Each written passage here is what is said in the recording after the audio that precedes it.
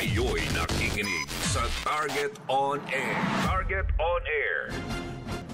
Di ba't nung Miyerkules, nakapanayan po natin si Mayor Ellan Naganyo ng San Leonardo.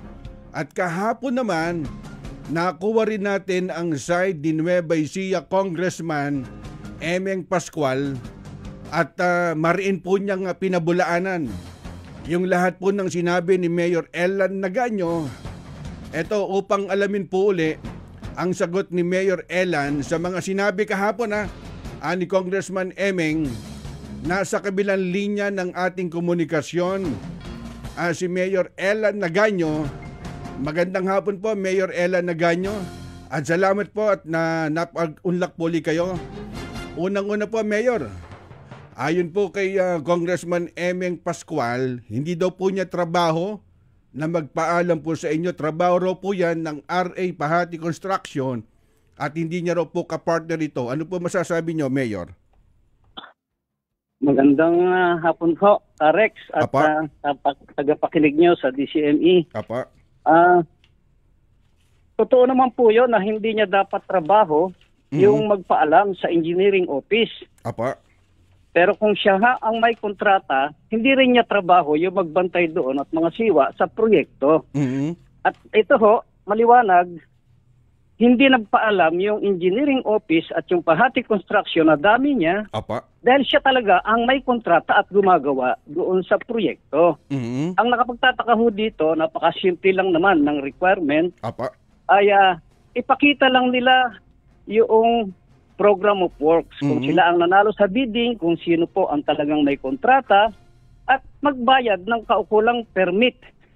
Ikinukuha ho dito kasi sa ating municipal ordinance, yung permit ng kanilang backhoe, yung kanilang grader, yung kanilang makina ng pangsimento, at makina ng kung ano man, ng asfalto, na gagamitin doon sa proyekto. Dahil ito po ay department order na rin ng DPWH. Hindi ho nagdaan dito yung DPWH ng Cabanatuan City na may sakop dito sa aming distrito dahil sabi nila sa aming pakikipag-ugnayan, ito ho ay na-bid sa DPWH region.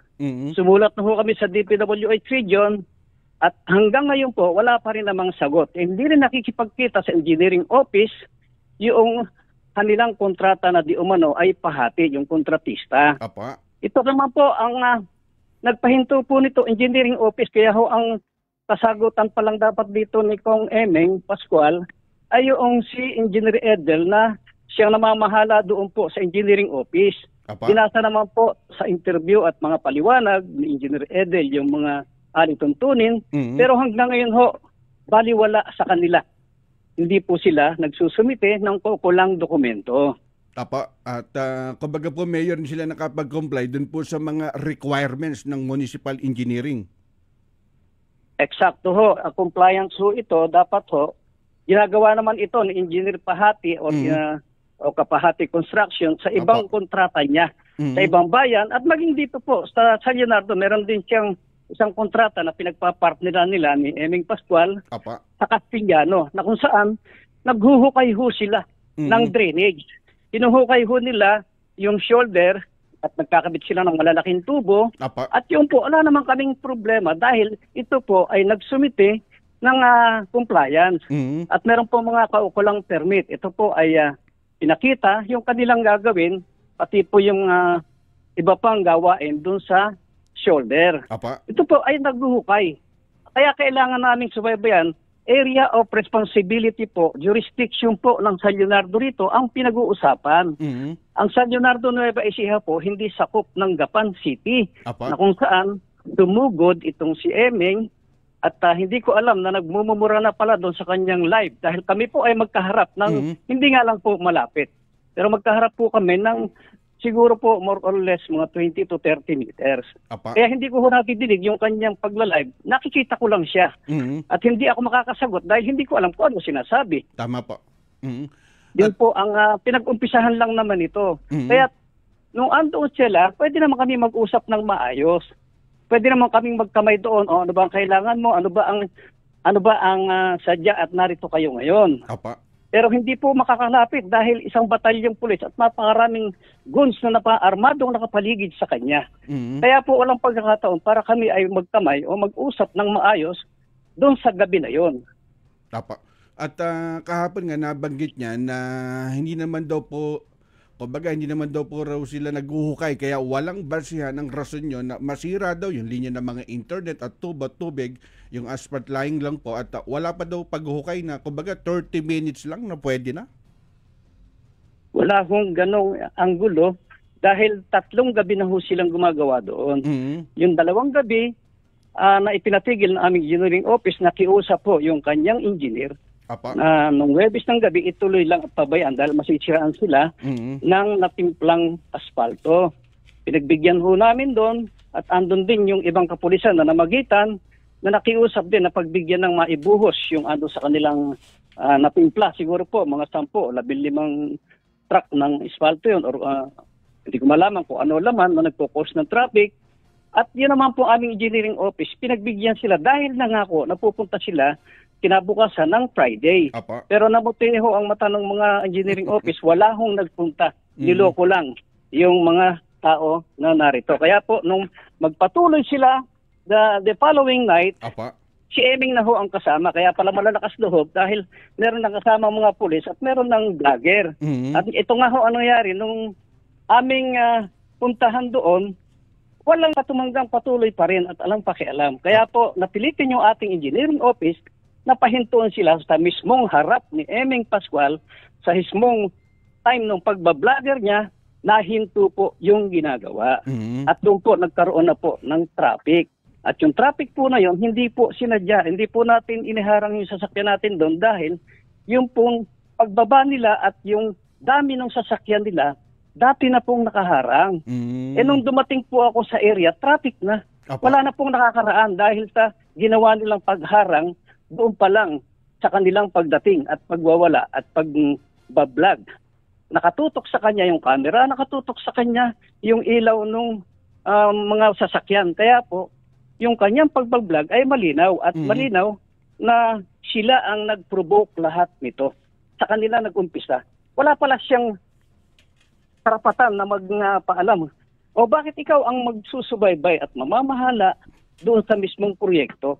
Dapat kontratista ho, trabaho ho ng kontratista yan. Tama po. Trabaho din ho ng mga checker nung may kontrata. Kung hindi ikaw ang may kontrata, bakit ikaw ang gigil na ipagawa yun at kahit walang permit, bastusin mo yung namamahala at engineering office ng San Leonardo. Kumbaga napakadaling arokin, permit, requirements for compliance para walang problema.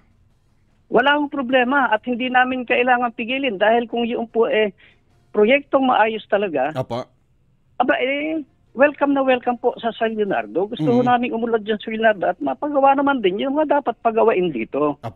Kumbaga, wala po kaming problema doon sa paggawa. Kumbaga, malinaw na po yung naging conversation natin. Yun po yung punot dulo. Kaya nagkaroon po ng aberya doon po sa matinding daloy po ng traffic. Mahigit hong 1 oras na naging coast noon na nakakahiya-hiya. At kami po, ang napipintasan doon, hindi ho yung Gapan. Dahil sako po namin yung San Leonardo, parang lumalabas. Hindi namin napapangalagaan ngayon yung trapiko at hindi namin alam yung nangyayari mismong sa nasasakupan namin. At ito naman, Mayor, kumbaga hindi daw po totoo na sinakop po dun sa flood control project nila yung lupa ng asawa nyo at DPWH daw po ang dapat magpaliwanag po sa inyo tungkol dun. Ganun po kasinungaling itong mga Pascual.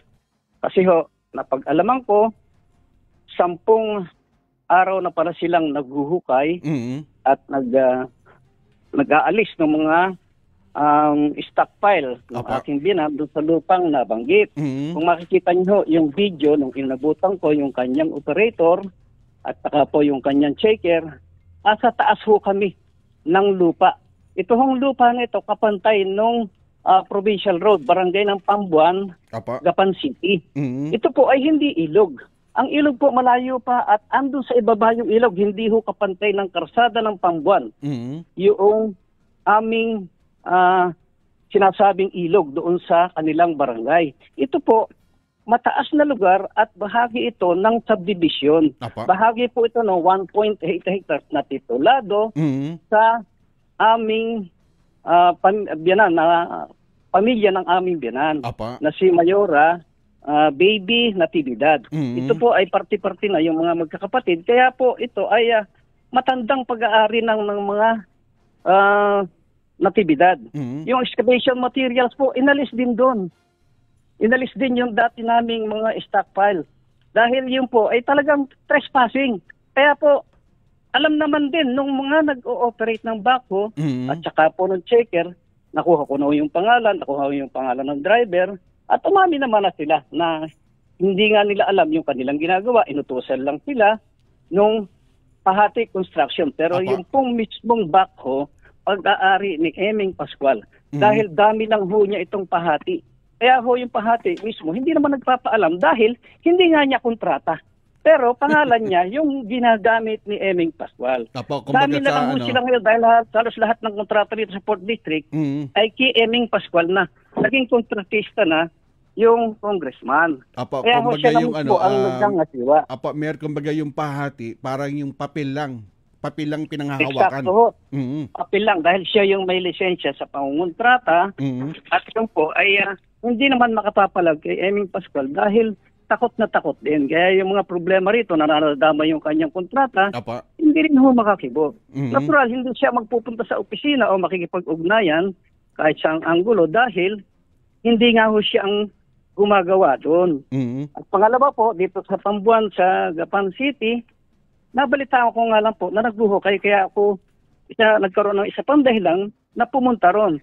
Dahil kailangan po private property yun. Tama po. Sino ho ang mga ngasiwa noon, sino mga ngalaga, kundi kami.